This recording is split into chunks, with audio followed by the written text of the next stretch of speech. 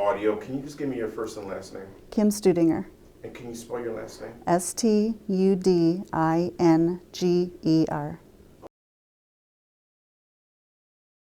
My son's name is Eric. He's my middle child, and he's 15. He'll be 16 in May.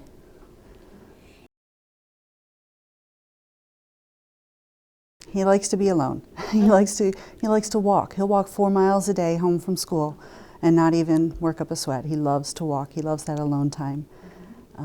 He loves anime, computers, movies. He has dyslexia and ADHD, and then recently he was diagnosed with severe depression and with suicidal tendencies.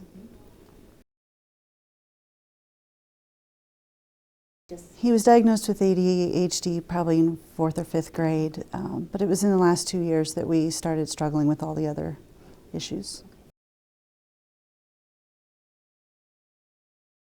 What has surprised me most about Eric? I think it would have to be the fact that he wants to help himself.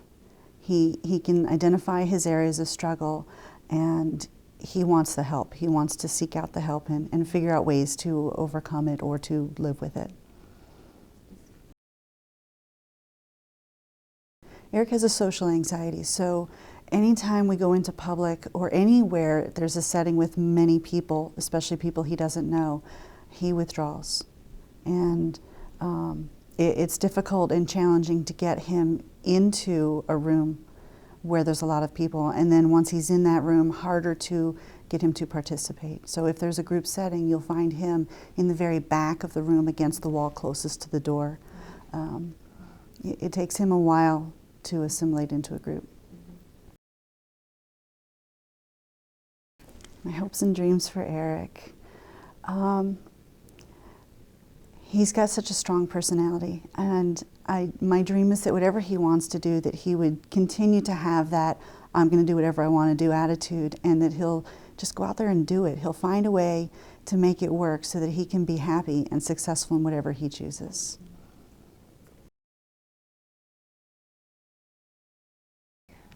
What are some of the strengths within me and my family? My family, almost everybody in my family are very strong-willed people, and I see that in Eric. And I think it's having that strong will that's enabling us, both Eric and I, to work through some of his struggles together. I see that strength, that strong-willed strength, in Eric's siblings. And that's enabled all of us to just not, so many times the struggles are so great that you just want to quit. I don't want to do this anymore. I don't want to face this challenge anymore. I just want to go hide and just wish it all away. That's so easy to do when these struggles are so looming every day. But this strong will that's in my family comes through in my kids too. And we're like, okay, yeah, we've had a down day, but we're going to plow through this, and we're going to find a way to make this work. And I see that, and I think that's what's keeping us floating. Members of my support systems. This is a great question. Okay, we have a great support team. First of all, we're in the Chippewa Falls School District. I love the Chippewa Falls School District. I'd been through their special ed program before with my older son, and I actually sought out certain team members before Eric's final diagnosis and before we put the IEP plan in place and said, I need you on my team. Can you help me with this child? And they have. And now this team is together, and they work with Eric every day. They help him in the hallways. They help him in the school day. He has special places he can go to when he needs to, and it's a good environment at school. And even now he is saying he's so thankful for this team of people that we have at the school. Dr. Brandon Young at Marshfield Clinic, and he's our psychologist. And we're working with the psychologist who works with the psychiatrist, and normally those two don't work together. These two work together. These two are working together to help Eric. And then our psychologist, Dr. Young, he actually came to the IEP in a speakerphone in the middle of the desk and participated for the whole IEP. And the school was impressed that he was willing to be there, and he was impressed that the school was willing to allow him to be there. And to have all these people working together to help him is so huge. we go to church and our pastors are involved and the youth leaders are involved and everybody stays connected together so that no matter where Eric goes, the plan is the same. So if he has a meltdown, the response is the same no matter what scenario we're in. We have a huge support team. I love our support team. I've learned that kids are resilient.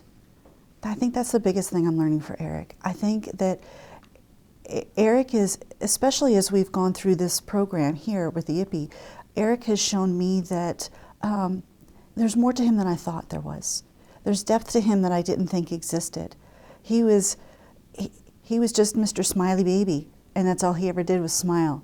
And yeah, he's smiling now too, but there's more behind that smile. There's this deep personality, this amazing human being in there that I'm just now starting to learn about, and I'm excited to walk this life with him.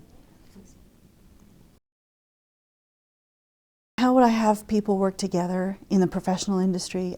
I think my case is an anomaly, but it's a good model because so often the professionals and the schools don't work together. In my case, they did. I hear everybody so surprised when they hear that because that's not the norm. But to have my school psychologist and our medical psychologist be on the same team, to have a psychologist and a psychiatrist be on the same team, to have the pastor and the psychologist working together.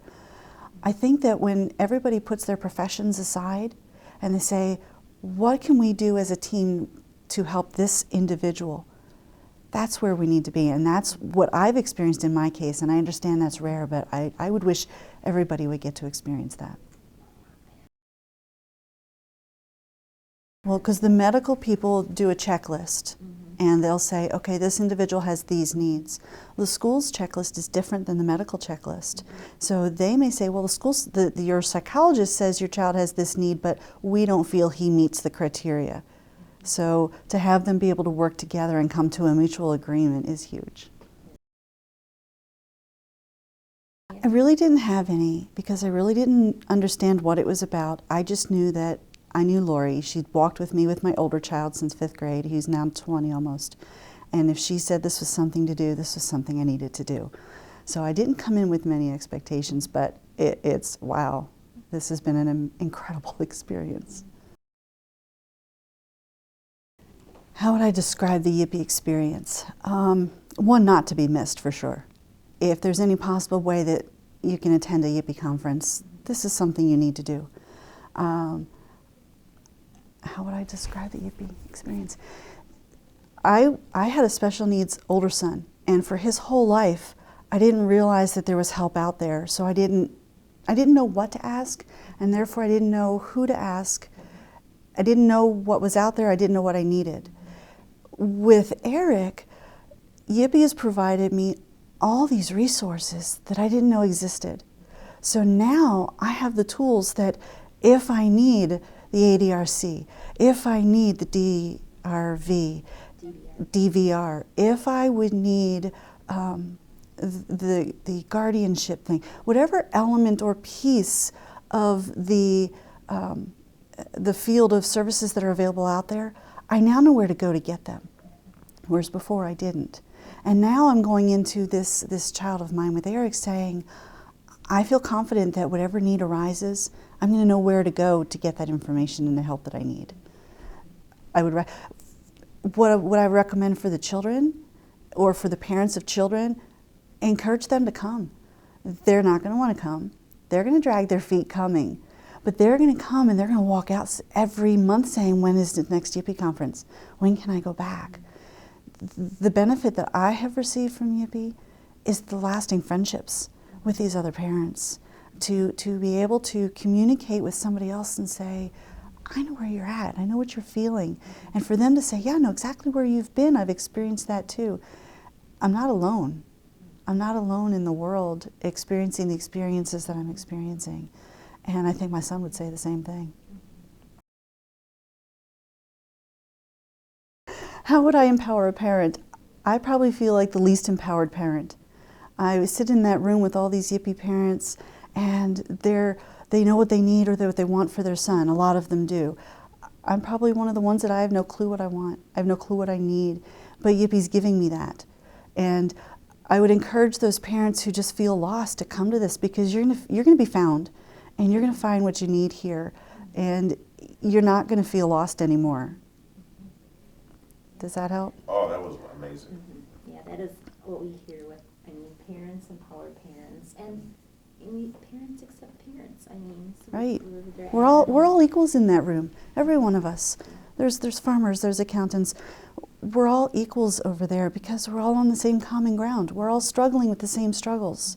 And it's not, I have an Asperger student and I have a cerebral palsy student. It's, I have a student that has a really strong and amazing personality, and we're all in the same place of how do we get this personality, how do we get them to own their personality and to succeed in this world. So we're all in the same playing field. And it's encouraging. It's empowering.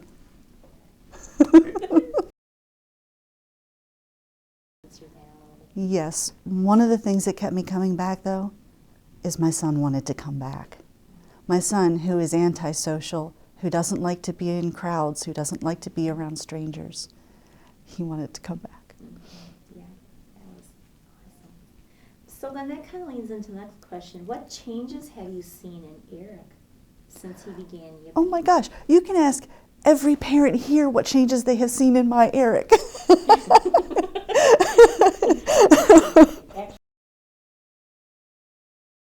When my child came here, he was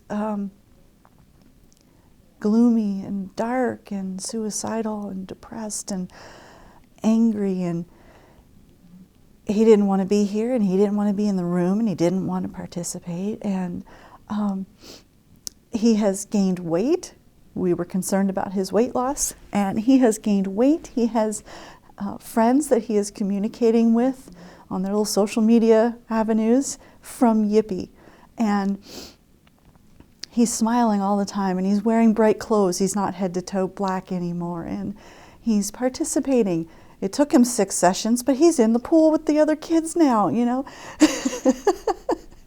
He's looking forward to coming here and looking forward to hanging out with friends. The one thing that Eric said to me that made the biggest impact to me on behalf of Yippie is that he says, I'm not alone. I fit in here. I can be myself. I can just be myself, and it's okay.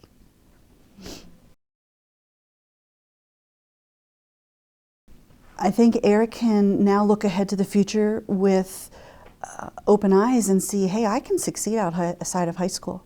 There are things I can do and ways that I can succeed. And through Yippie, he's actually been able to ask for and advocate for himself in ways that he never has before. So even within the IEP, he's been able to get tools and resources that help him throughout high school. And now he also sees that those same types of tools and resources are available for him after high school. And he's talking about college where he never has before. So he can plan ahead for the future and say, hey, I can succeed in this world. There are things I can do and succeed at and enjoy.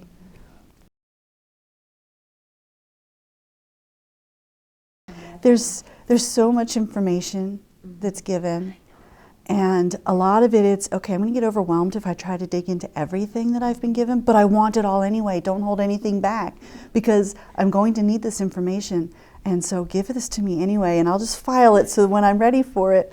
But there's so much information, I feel like a sponge. I feel like I've been this dry sponge for my whole life, and now I'm finally getting wet, and I want more of this.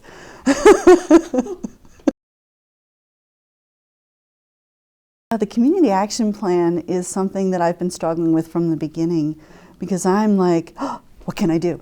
What can I do? There's so many things I want to do. How can I only pick one? One of the things I'm very passionate about is, remember when the officers came and spoke with the kids and the adults?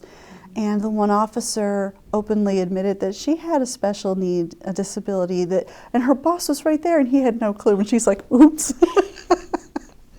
That was priceless. That was priceless. But she talked about how they're trained to help kids with special needs, or to at least identify them, to identify people with special needs. And one of the things she said, it's like, if they had a bracelet, we would just know. Okay, so I'm picturing my son, who's not driving yet, getting pulled over, and or any student, let's say somebody who has Asperger's and they get pulled over and they're saying, well, wait a minute, I was only going 4 miles over the speed limit. I'm allowed to go 5 miles over the speed limit before I get pulled over. They're so strategic, or they're so little in their thinking, and they're so rigid in their thinking that the officer might see, oh, this person's being defiant.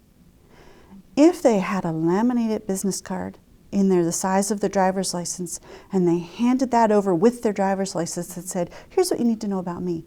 I have Asperger's, or I have ADHD, or whatever the disability may be.